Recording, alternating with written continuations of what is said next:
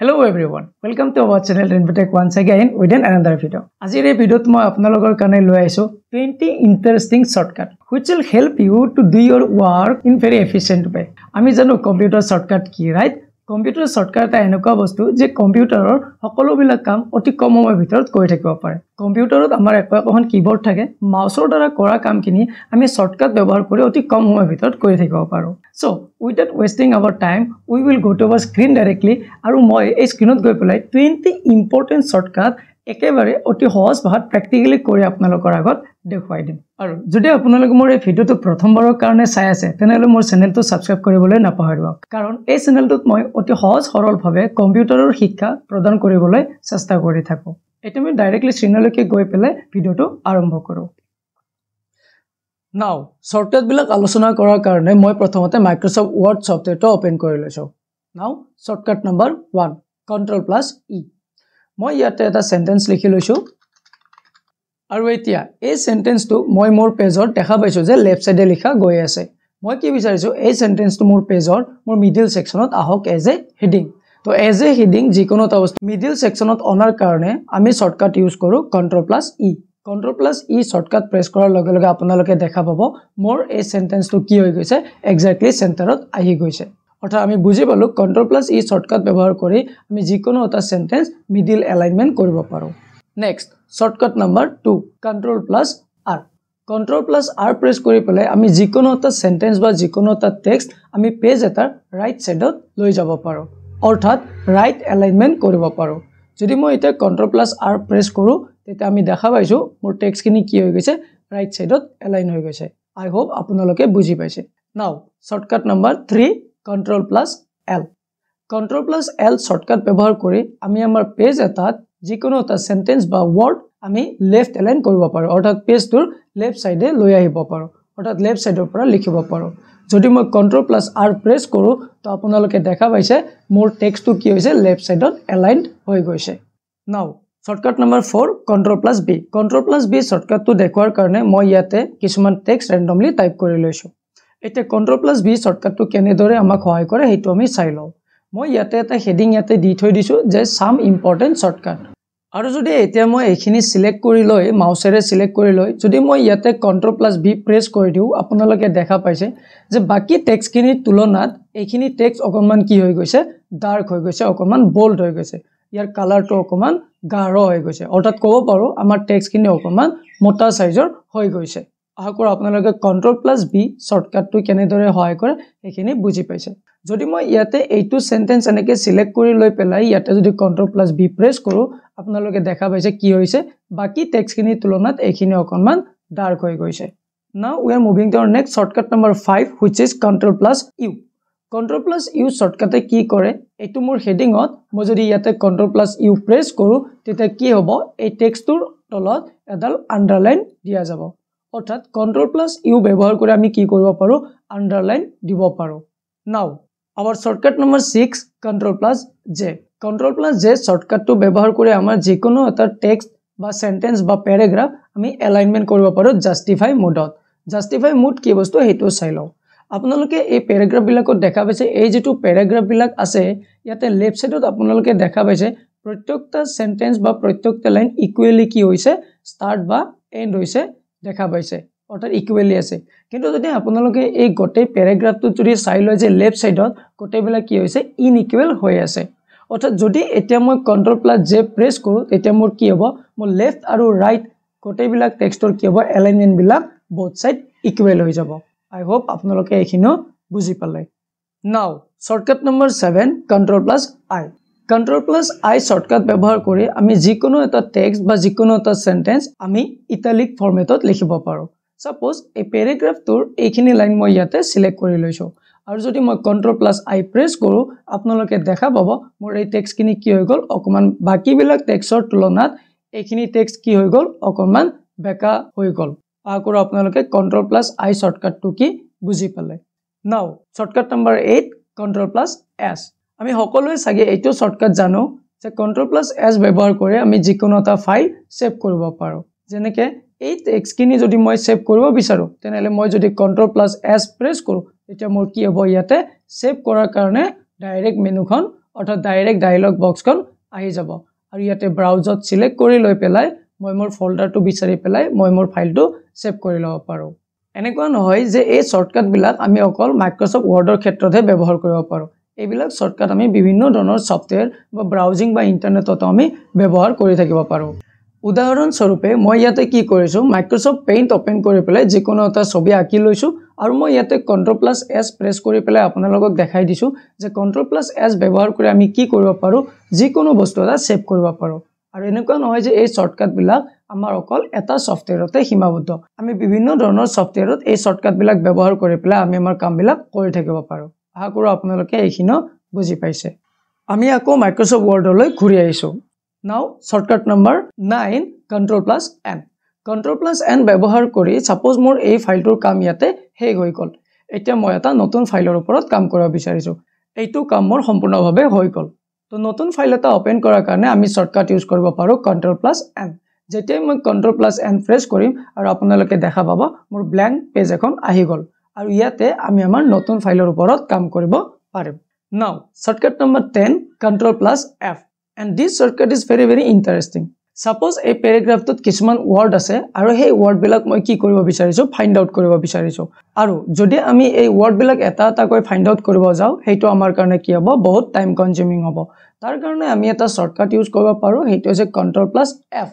Ctrl+F ব্যৱহাৰ কৰি মই ইয়াতে কি কৰি দিম ইয়াতে মই মোৰ ওয়াৰ্ডটো টাইপ কৰি দিম যেটো মই বিচাৰিব বিচাৰিছো যেটো মই চাব বিচাৰিছো মই ইয়াতে চাব বিচাৰিছো your wordটো মই ইয়াতে your wordটো টাইপ কৰি দিছো আৰু দেখা পাইছো ইয়াতে আমাৰ হাইলাইট হৈ পেলাই your wordটো ইয়াতে ধুনিয়াকৈ আহি গৈছে অৰ্থাৎ Ctrl+F ব্যৱহাৰ কৰি আমি যিকোনো এটা ওয়াৰ্ড ফাইন্ড আউট কৰিব পাৰো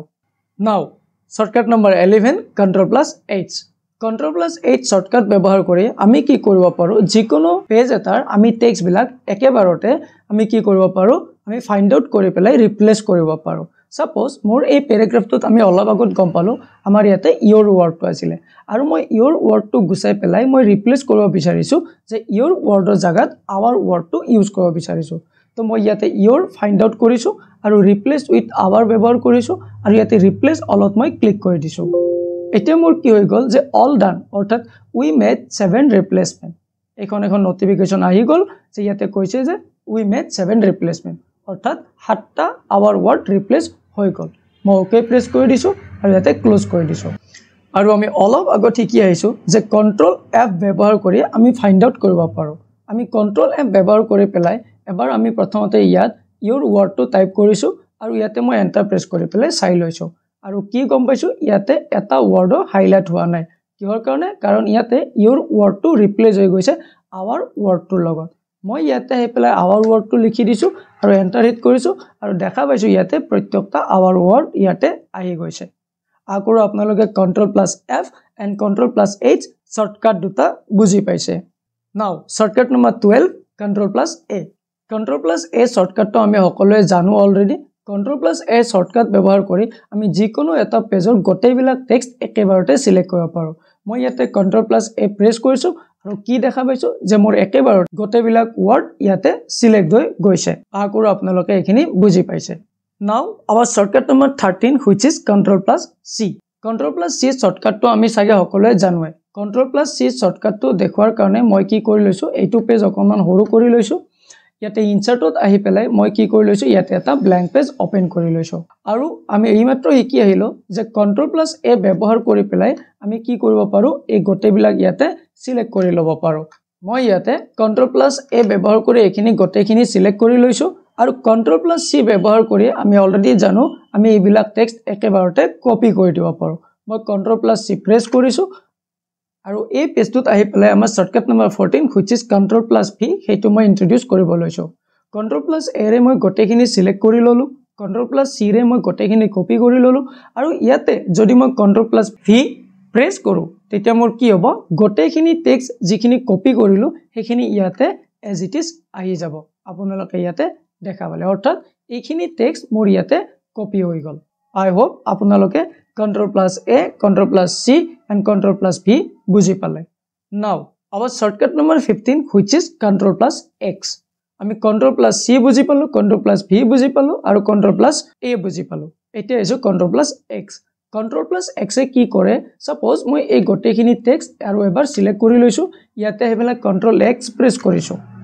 আৰু কন্ট্ৰল প্লাস x প্ৰেছ কৰাৰ লগে কি হ'ল মোৰ এই গোটেইখিনি টেক্সট কি হ'ল ইয়াৰ পৰা গুচি গ'ল অৰ্থাৎ কন্ট্ৰল প্লাস x এ গোটেই টেক্সটখিনি ইয়াৰ পৰা কাট কৰি দিছে অৰ্থাৎ এতিয়া যদি মই ইয়াতে আই প্লে এটা ব্ল্যাঙ্ক পেজ লৈ লও এইটো পেজ মই ইয়াতে লৈ লৈছো আৰু ইয়াতে যদি কন্ট্ৰল প্লাস v প্ৰেছ কৰো তেতিয়া কি হৈ যাব ইয়াতে থকা টেক্সটখিনি ইয়ালৈকে আহি গ'ল অৰ্থাৎ ইয়াৰ পৰা কমপ্লিটলি টেক্সটখিনি ইয়াতে আহি গ'ল কন্ট্ৰল প্লাস c এ কি কৰে কপি কৰি দিয়ে আৰু কন্ট্ৰল প্লাস x এ ইয়াৰ পৰা কমপ্লিটলি কাট কৰি বলে another প্লেছত দি দিয়ে আকৰো আপোনালোকে এখিনো বুজি পাইছে now our shortcut number 16 which is alter plus tab alter plus tab shortcut টো ব্যৱহাৰ কৰি আমাৰ যিকোনো ওপেন হৈ থকা সফটওয়্যাৰ বিলাক সুইচ কৰিব পাৰো সাপোজ মই ইয়াতে মাইক্ৰসফট ওয়াৰ্ড আৰু এক্সেল দুইটা সফটওয়্যাৰ ওপেন কৰি থৈছো এতিয়া মই মাইক্ৰসফট ওয়াৰ্ডত আছো আৰু ইয়াৰ পৰা মই মাইক্ৰসফট এক্সেললৈকে যাব বিচাৰিছো তো তাৰ কাৰণে যদি মই ইয়াতে alter plus tab শৰ্টকাট টো ব্যৱহাৰ কৰো তো মই ইয়াৰ পৰা ডাইৰেক্টলি মাইক্ৰসফট এক্সেললৈকে যাব পাৰো আৰু ইয়াৰ পৰা যদি মই এবাৰ মাইক্ৰসফট ওয়াৰ্ডলৈকে যাব লাগে